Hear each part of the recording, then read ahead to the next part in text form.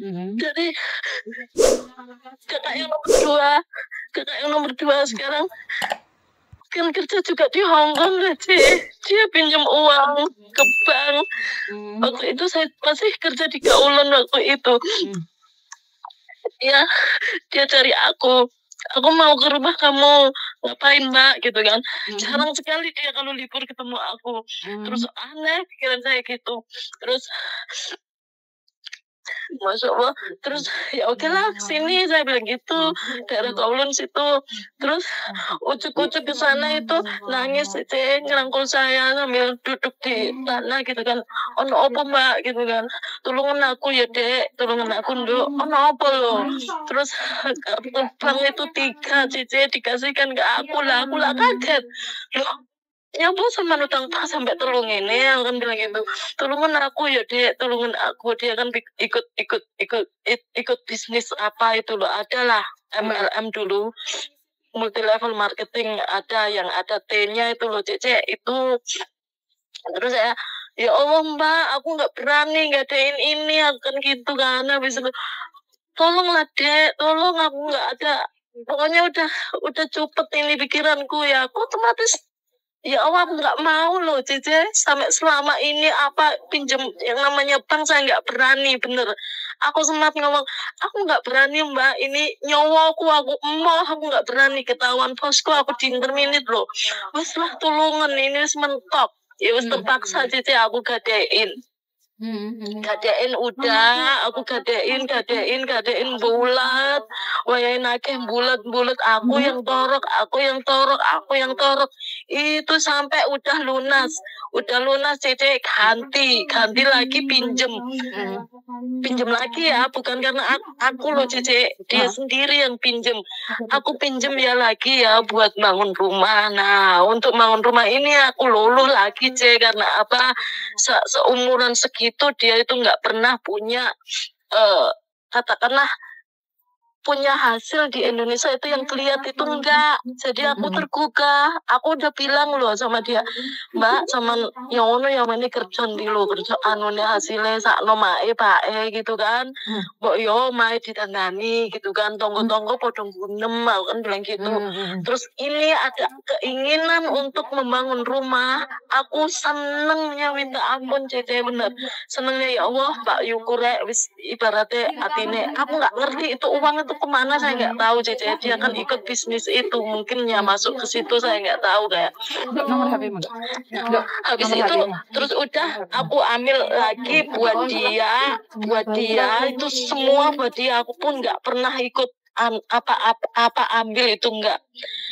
Terus aku otomatis sudah ambil uangnya kan, aku telepon sama emak saya Cece.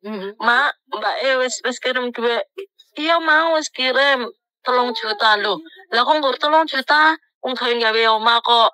Yang bolong juta ngono lah. Otomatis kan aku tanya ke dia. Lah kok cuman kirim segitu mbak? Gini, ya nanti aku kirim lagi sampai sekarang pun nggak ada, rumah itu dilupa, itu nggak ada Cece. Ternyata ada laki-laki yang Masya Allah. Anyway sudah lah, cukup. Aku nggak mau buka aib dia. Anyway dia yang ngelaranin hati aku kan Cece. Habis itu udah rumah itu yang udah dibongkar sama kakekku ya, daerah dapur udah sumbar Cek. Itu dapur nanti aku bikin tingkat gini.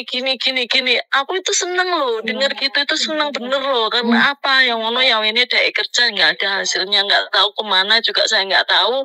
Saya juga nggak suudon, udahlah jalan dia saya mikirnya gitu.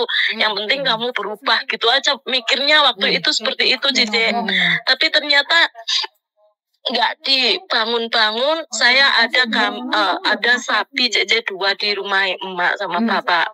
Terus dijual Cece. Orang tua nggak bilang sama saya, tapi family saya yang lain bilang kasihan sama saya, katanya aku kasihan sama kamu, sebetulnya sapi kamu itu udah dijual sama orang tua, bukan buat membangun itu dapur gitu kan.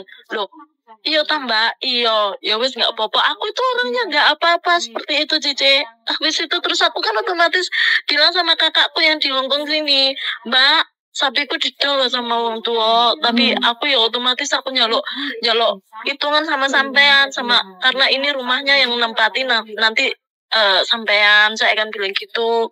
Habis itu iya oke totalnya 26 juta.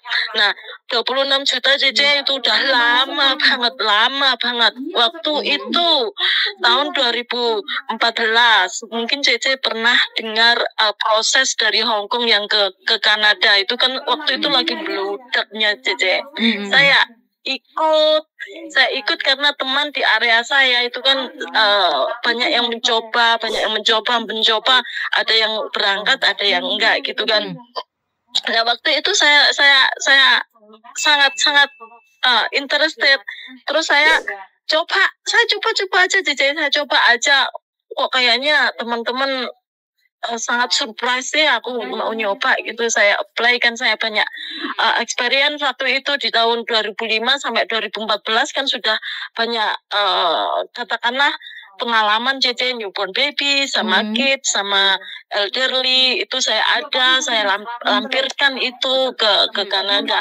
Wow, alam CC 2 minggu udah ada yang itu sign kontrak lah. Aku kan otomatis bilang sama KC-ku, Mbak, uangku yang 26 juta tolong ya balikin ya gitu. Saya soalnya udah tanda tangan kontrak dan saya mau pulang ke Indonesia, nunggu visa di Indonesia. Saya bilang gitu. Iya gampang kok, gampang seperti itu Cici. Ya Allah, aku seneng ya Allah, udah yang penting aku udah ngomong sama KC-ku. Oke, ternyata Cici saya nge-break kontrak, saya mau nunggu visa Kanada ke Indonesia. Ternyata apa, Cece? KC-ku bilang, aku nggak ada uang sekarang. Kalau kamu mau, paspor kamu gadekan lagi. Lah, aku yuk kawani toh yo. Aku harus meninggal nang Hongkong terus sama pengalaman yang kemarin itu sama seperti itu. Terus kalau sama nunggak, aku namaku jelek Mbak di sini, aku nggak mau, aku bilang gitu Cece. Habis itu terus ya oke, terpaksa kayak makan buah si malakama kan. Mau saya turutin aku mati, nggak tak turutin aku juga mati, tapi terpaksa aku juga harus ambil. Waktu itu berapa Cece nggak tahu, mungkin 30-an mungkin ya, 30-an ribu Hongkong mungkin ya, waktu segituan kayaknya. Habis itu terus masih tiga-tiganya minta lagi 3 pembayaran di Hong Kong. Lah aku punya uang berapa? Kamu kasih aku lunas 26 juta memang iya. Terus minta lagi 3 bulan gaji pembayaran. Nah aku nggak duit piro Mbak. Aku bilang gitu. Wes pokoknya kamu pulang ke Indonesia nanti aku kasih. Gitu pokoknya 15-an juta kayaknya Cek kalau 3 pembayaran di Hong Kong sini kan. Saya ini udah terpaksa ya, oke lah. Padahal perasaan saya ini udah nggak karu-karuan karena apa, kejadian yang kemarin kakak saya seperti itu, ngenteng gitu kan. Tapi ternyata kejadian benar-benar terjadi Cice waktu saya pulang ke Indonesia. Terus ternyata saya unfit. Kan kalau di Kanada kan itu persyaratan kesehatan itu yang paling nomor 1 kan harus fit banget gitu kan. Saya sebetulnya ada itu paru-paru ada tik gitu aja, tapi mereka nggak mau. Jadi kamu harus treatment di sana. Nah treatment di sana selama kurang lebih ada 2 bulanan loh Cek. Saya medikalnya kan di Jakarta sana.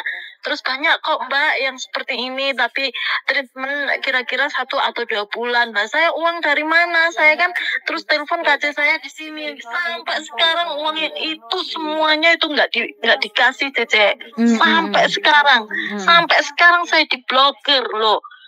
Tega bener gitu loh. Terus saya terpaksa udah balik lagi ke sini sampai majikan yang di Kanada telepon, kenapa kamu nggak ke sini? Maaf ma'am, saya nggak bisa, saya ada ini kesehatan saya. Kenapa nggak treatment gini? Ya anyway, it's okay lah ma'am. I'm so sorry, aku bilang gitu aja. Terus ya udahlah, terus udah stop ya. Aku balik lagi ke sini Cece. Saya kerja di daerah Jingwan sana. Habis itu masalahnya KC-ku itu ternyata banyak problem di Hong Kong ya. Terus dia itu masuk ke nggak tahu apa ya, nggak tahu kenapa. Terus dia nggak bisa balik ke Hong Kong lagi, mungkin di blacklist atau apa. Itu masalahnya itu. Terus dia ternyata pinjam bank tadi yang sebelum saya ke pulang ke Indonesia, Cece. Ternyata hampir 1 tahun dia nggak ngasih.